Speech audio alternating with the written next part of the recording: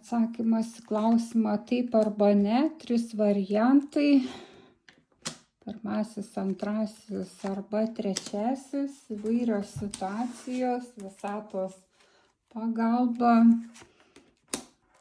įžvalgos, ieškant atsakymų.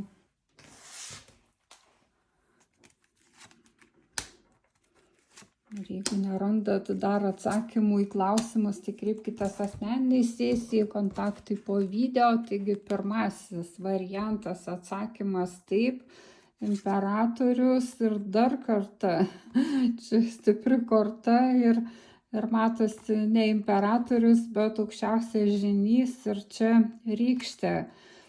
Tai pavyks jums įgyvendinti didžiulį planą, įsitvirtinti materijoje, todėl kad jūs patyrėt įvairių sunkumų ir tapo tuo aukščiausiu žiniu, todėl atsakymas taip. Antrasis variantas, atsakymas ne, 8 kardai, mėnulis ir labirintas. Jūs esat užstrigę savo mentalę, nerandat atsakymų dėl savo baimių, todėl atsakymas kol kas ne, kad kai nugalėsit savo baimės, jūs išeisit iš to labirinto, tada situacija pasikeis, bet kol kas ne.